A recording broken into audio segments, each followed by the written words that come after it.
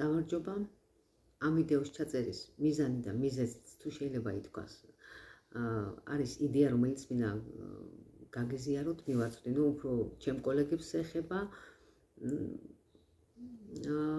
რომელზეც მოგვიანებით ვისაუბრებ. მანამდე ძალიან მოკლედ მინდა ორი სიტყვით შევეხო დისლექსიას და ADHD-ს. ვრცელ აღწერას ნახავთ დავდებ ლინკების სახით თვითონ ამ ჩემი ვიდეოს აღწერაში, სადაც პროფესიონალები საუბრობენ. დისლექსია და ADHD ხშირად ერთმანეთთან არის დაკავშირებული, თუმცა სრულიად განსხვავებული მდგომარეობებია. საერთო მახასიათებელია არის ის, რომ ორივე შემთხვევაში საქმე გვაქვს სწავლის დასწავლის სირთულეებთან. და დისლექსიის მქონე ბავშვების 30%-ს აქვს ADHD-ც. არის ესეთ შემთხვევები, თორსა ორივე მდგომარეობა აქვს მოზარდს. დისლექსიის შემთხვევაში ბავშვს უჭირს წერა-კითხვა. ხოლო ADHD-ის შემთხვევაში ყურადღება მერყეობს ნებისმიერ ამოცანაზე და არა მხოლოდ წერა-კითხვის დროს. დისლექსიაც და ADHD-ის მქონე ადამიანებს აქვს განსაკუთრებული შესაძლებლობები. გამოირჩევიან კრეატიულობით, ემპათიით, სტრატეგიული აზროვნებით.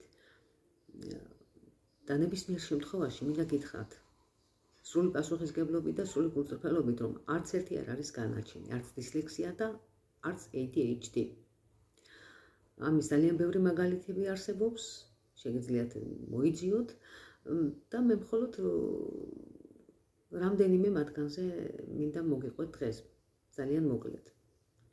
დავიწყებ იმით, რომ მე თვითონ 4 კურსელი ვყავდა დისლექტიკი და ჩემი პროფესიიდან გამომდინარე ყოველთვის მეტ ყურადღებას ვუთმობ ხელოვანებს, ძირითადად მსახიობებს და ასევე მინდა ხაზგასმით აღვნიშნო, რომ საბერძნეთში ძალიან ბევრი ცნობილი მსახიობია, რომელიც არის დისლექტიკი და სწორედ იმ განსაკუთრებული უნაროების გამო არამც თუ ხერს უშლის და შეუშალა მათ წარმატებაში, არამედ პირიქით, სწორედ ეს განსაკუთრებული შესაძლებლობები და ის ემპათია და კრეატიულობა გახდა სწორედ მათი სავიზიტო ბარათი წარმატების. და აქვე მინდა გავიხსენო ერთი ფაქტი, რამდენიმე თვის წინ მოვისმინე ერთ-ერთი ინტერვიუ ცნობილი მსახიობის და ახსენა თავისი ქალიშვილი, რომელიც დღეს არის 22 წლის, მომღერალი, წერს მუსიკას, ტექსტს და გაიხსენა ბავშვობის პერიოდი დაწყებით კლასებში, რომ როგორ უჭირდა სწავლა და თავის თავს ასე ვთქვათ აკრიტიკებდა და ეს საინტერესო იყო, რომ აღიარებდა, რომ მე იმდენად ის ვიყავიო, კაცრიო და ჩემთვის ყოველად დაუშვებელი და მიუღებელი და წარმოუდგენელი იყო, რომ ჩემი შვილი იქნებოდა წერა-კითხვის უცოდინარიო და ესე ქართულად რომ თქვა, სისხლს ვუშრობდიო, მაგრამ მადლობა უფალსო, რომ დროზე მოვეგე გონს, მივიყვანე სპეციალისტთან და აღმოჩნდა, რომ მის ქალიშვილს აქვს დისლექსია და ADHD. და სწორედ ეს სწავლის დასწავლის სირთულეებიც აქედან გამომდინარე იყო. ამას გარდა ყველამ კარგად ვიცით, ბავშვობიდან მოვდივართ, რომ სწავლა ზოგადად სტრესთან ასოცირდება და მით უმეტეს დისლექსიის და ADHD-ის მქონე ბავშვების შემთხვევაში ეს არა მხოლოდ სტრესი, ეს არის პირდაპირ მნიშვნელობით ტანჯვა. და თუ კიდე მშობლის მხრიდან არ არის მხარდაჭერა, ხომ მაშინ რა ხაზია საერთოდ საუბარი. ესე პატარა ანალიზი იმიტომ გავაკეთე, რომ სწორედ მივედი იმ თემასთან, ჩვენი ვიდეოს თავარ თემასთან, რამაც გადამაწყვეტინა ამ ვიდეოს ჩაწერა და დღეს მინდა გაგიზიაროთ და გესაუბროთ ადამიანზე, რომელიც ასევე დისლექტიკია, თუმცა მან ჯერ მიაღწია წარმატებას და შემდეგ სადღაც 26-38 წლის ასაკში აღმოაჩინა, რომ გაიგო შემთხვევით, რომ თურმე დისლექტიკი ყოფილა.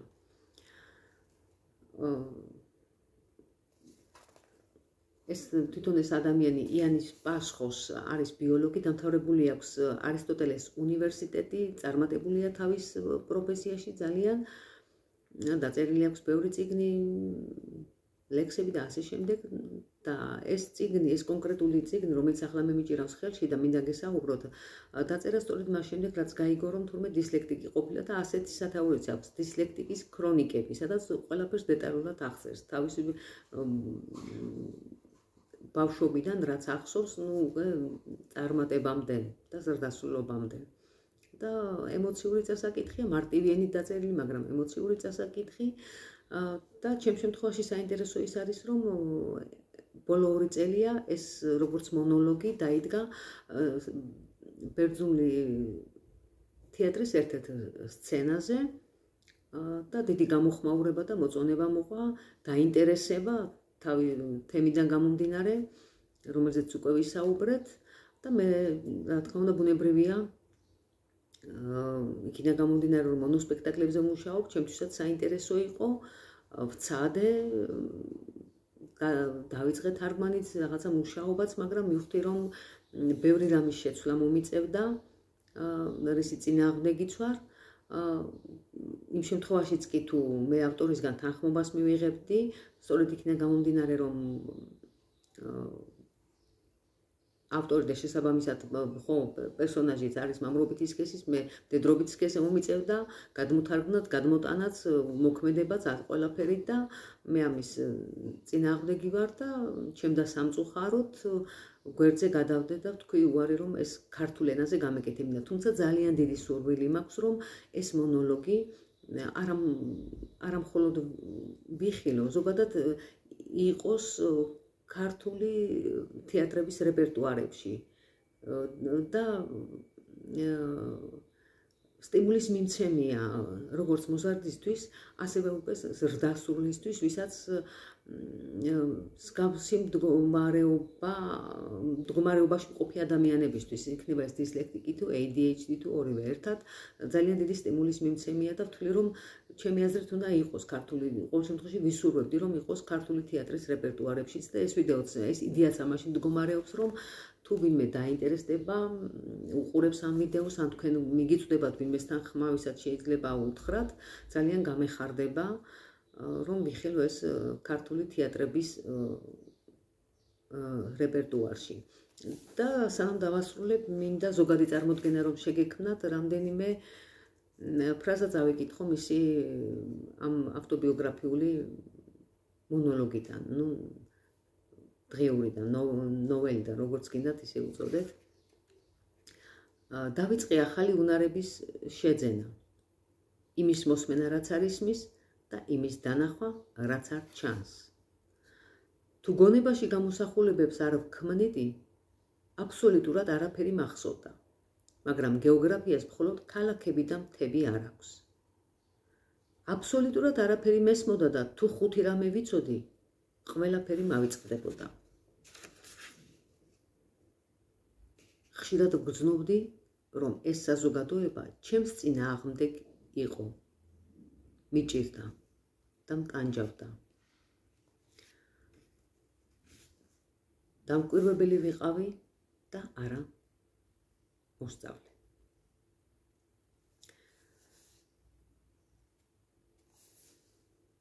მე მეც აღარ გავაგზელებ, თავს არ შეგაწყენთ.